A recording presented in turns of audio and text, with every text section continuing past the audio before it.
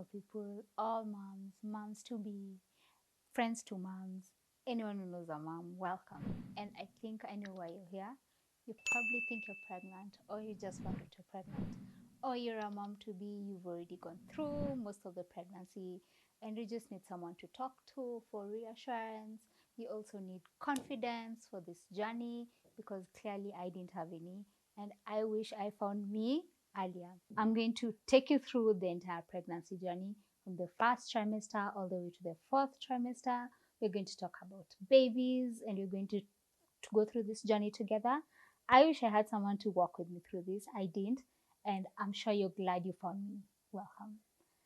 So, first things first, I'm sure you found out you're pregnant and you're really not sure if you are, but you have the common symptoms. You've missed your periods. That's the first one. I remember for me, I literally took the test the day after my period. So you can imagine how close I was to, being fully pregnant the whole 40 weeks. Because most people find out they're pregnant at week 5, week 6, and then you miss out on most of the first trimester, which is a good thing. I didn't get the opportunity to. So I went through the whole first trimester, pretty much most of it. So the first symptoms obviously is you've missed your periods, and then the second symptoms you're really not so sure and you don't want to take the test, and then this breast tenderness, and then you're really really tired and you're wondering what is going on. It's your first time, you really don't know what's going on in your body. And then other than those symptoms, you go have your test taken, and you can either do the home test or you go to the hospital, have your test taken, and you find out you're pregnant. And now the journey begins. First trimester. It's the hardest according to me. And I wish there was the opportunity to be able to take your, maternity leave or your sick leave or whatever during the first trimester, because it's it takes a lot. It's so much going on in your body that you're not able to see or you're not able to explain to someone. When you need maybe someone to give you a seat at the bus, or you need someone to help you with the shopping, or this is the time, because unfortunately it's not visible, but this is the time when your body is completely overworking. Everything that's going on inside is not visible on the outside. So you're going through all this nausea and all this fatigueness, all because your body is going through something that you can't really feel. It's a cell dividing. And that's when all the organs of your baby are forming. And during this organ formation and the cell division and the whatnot, first of all, I'm not a doctor. I'm not quite sure what the terms I'm talking about. But during this cell division process, that's when your body is overworking, and that's why you're nauseous. That's why you can't keep anything down. You're sick. It really is the worst. And if you're lucky to be going through the first trimester without any sickness, count your blessings, because it is really the worst. So you go through the first trimester and you have no one to, sometimes you're not lucky enough to have people to talk to, or even if you do, my experience will definitely not be the same as yours. So then again, it's a game of, maybe, maybe not. Maybe what worked for your friend will work for you, maybe it won't. For me personally, absolutely nothing that worked for my friends or my mom or nothing worked for me. Everything was completely different, and I just had to figure things out by myself. So other than the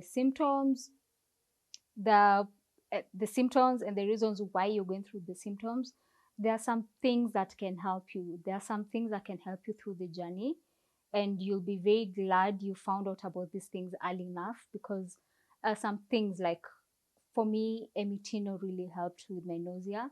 And this is a medication, so you need to talk to your doctor before prescribing it to yourself.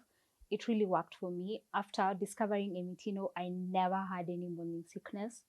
And then other than the emitino, you need to be taking your prenatal vitamins. You need to keep your body, well nourished for the baby to be able to grow, because again, this is the stage when the baby is growing. So you need to talk to, first of all, you need a doctor. So you need to find a gyna who, works best for you. Again, this is a shopping experience. So no one can really, recommend, not recommending. Yeah, I could recommend, but I can show my gyna down your throat.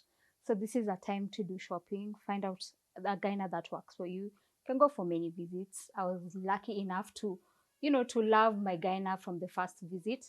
He was very understanding. He's very calm. He's very knowledgeable, and he tells you all these things and breaks them down to you in a language you can easily understand.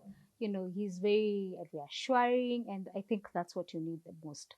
You need a gyna who will walk with you through the journey. You need your prenatal vitamins. You need clothes that are fitting. You need things that you're comfortable in. You don't need to feel like you're sick throughout. For me, I remember I couldn't wear trousers that are around my waist. Anything that I had to wear should have been loose, like for tricks with the jeans. You need to find a trick that works for you.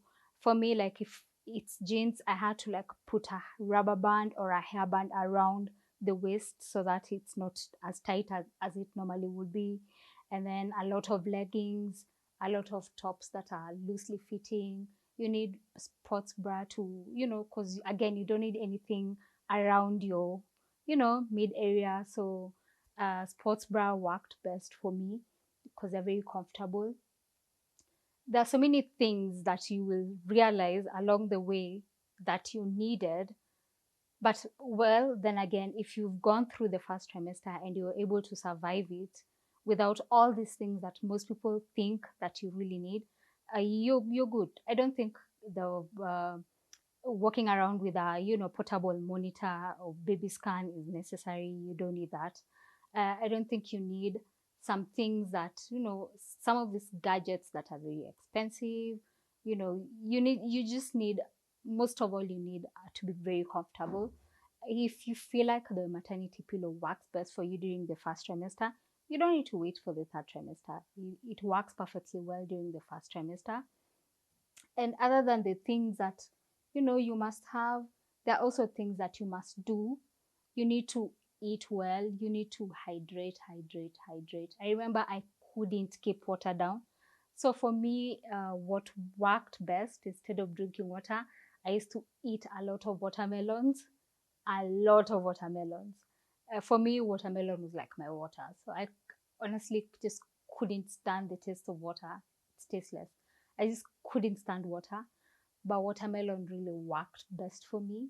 I was able to at least keep hydrated from the watermelon. And I remember I used to sleep a lot. Whew, I used to sleep a lot. You're constantly tired. So I used to sleep a lot. And then, other than the things you must do, you must have, there are also tricks that can work for you during the first trimester. I've mentioned a few. You need your trousers to be loose fitting. You need to find clothing that are comfortable and well fitting. The trick about water, putting water and lemon in water worked for some. Uh, for me, it didn't work for me because then it just kept my nausea up because of a lot of excess acid in the stomach. So that doesn't work. You can get ginger snap biscuits. You can get ginger sweets. You can get just anything with ginger that really helps with the nausea. And then, yeah. And also another trick during the third trimester that worked for me is just get enough rest. I can't even, tell you how much rest you need during the first trimester, because you really need the rest. If you're very prone to miscarriages during the first trimester, this is the time when you need to take care of yourself more than ever before. So you need as much rest as you can. If you know that job is stressing you, you need to get out of any stressful environment for the sake of you and the sake of your baby. And I think I've captured a lot for the first trimester from my experience, and we'll go through the second trimester, the third trimester, and the last trimester, which is the fourth trimester. And we'll go through my experiences, things I've learned, things that I feel like I should have learned earlier on in time, at that time. So these tricks, tips, things to do will help you manage your pregnancy, manage expectations, and hopefully have a smoother journey than most of us did. Thank you.